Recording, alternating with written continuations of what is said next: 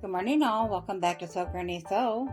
We are going to be working on our chandelier quilt. We have part one, which I'll be linking in the description below, that we had gotten all of our squares together and our triangles cut out and so forth. And then I had to order in some more boundless white terms, 5-inch squares. So I'm going to go ahead and get started with this. Now we did have the first 5 rows were complete, which you see here, but we're going to need some more 4.5-inch squares cut out, and then we also need to cut some more down to the triangles there. We won't need these until the very end, so I'll set those aside. We'll go ahead and we will start putting our rows together. So I'm going to start with row 1. So normally on a quilt, your rows would be, cross and your columns up and down. Because it's a chandelier quilt and these squares have to be diagonal on point or whatever. So then you have these little pieces of triangle you need to put on your border to fill it into a straight line there. So our rows will go in a diagonal this time instead of a up and down or across. So we have 5 rows here total, which we have all the pieces for these. So our first row is just 2 triangles. And what we're going to do is we're just going to fold them down on top of each other there. Line them up. Now you can pin them if you want, but because there's only 2, it's not a big deal. And you're just going to go ahead and take a 1/4-inch seam along there. We'll iron that open and we'll come back. And I'm going to show you the first couple rows just to make sure you get how we're doing this down. And then I'm going to go ahead and get it all sewn up together in rows. And then we'll come back after that and put them all together on the quilt top. So I'll go ahead and get row 1 done, and then I'll come back and show you row 2.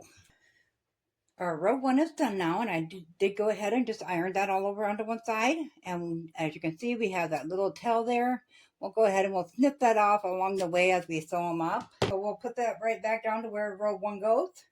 And then for row 2, we're just going to flip this over. Now, because we have more parts on the other rows, I'm going to go ahead and I'm going to put a pin in these, of course, pointed in the direction that I need to sew them in.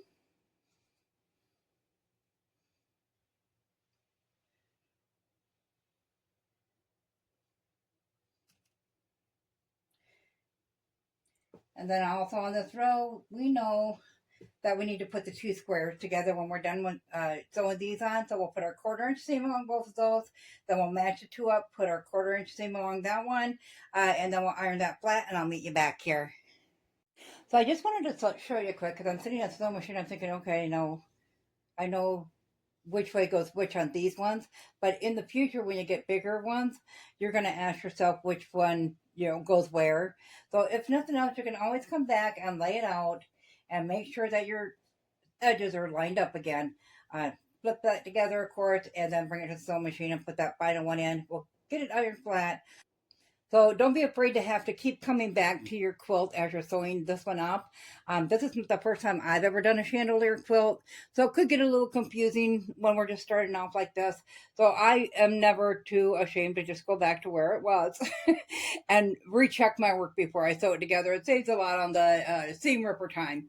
Okay, so I'm also finding it's breaking one of our kind of rules that we set for ourselves in quilting. So I always iron my seams towards the dark.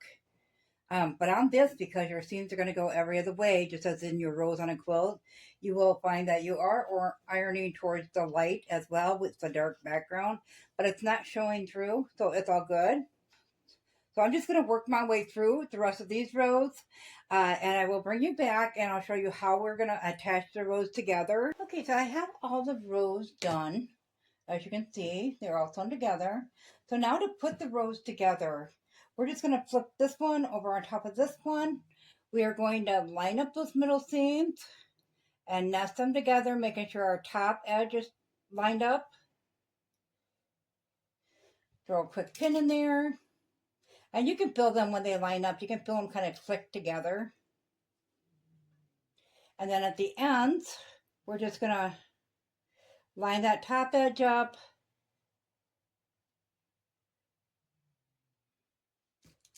And put a pin in there. And then the same with this side.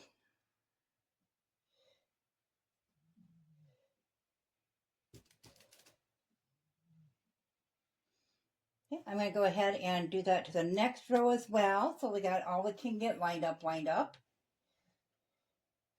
So I'm just going to start in the middle,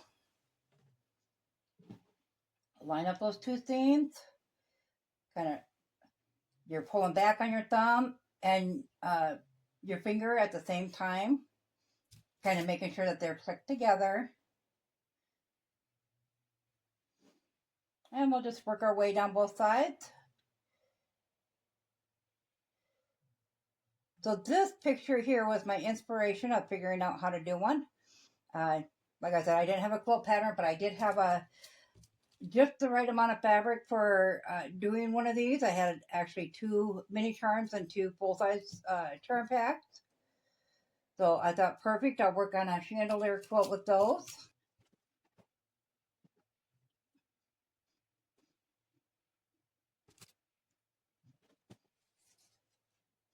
Okay, so we have these 2 pinned together. So now we're going to take them over to the sewing machine. We're going to put a 1/4-inch seam all the way along where we pinned on both of these. We'll iron those open, and then we'll come back and we'll connect each of the 3 pieces together, just as we've done this. So I'll go ahead and get these 5 connected together, get them ironed open, and I'll bring you back here. We have the first 5 rows done. We have them ironed flat, so this is what the front looks like. You can see the chandelier effect starting to happen on that. And then this is what the back looks like. So all your seams are nice and tidy back here. So I'm going to go ahead and set this one aside, and I'm going to line up some more rows and keep progressing with it. As I said, I do have to cut out some more white pieces when we get towards the end. So I'm going to go ahead and get this all sewn together just as I've showed you with this piece, and I will meet you back here and we'll take a look at the finished quilt top. So I have it all sewn together now. We are measuring 35 by 47. So I'm not real sure I want to add a trim onto it due to the length, but I'll give you a little bit of a close up here. I did see where I put a couple closer than I should have. I should have spaced them out a little bit more.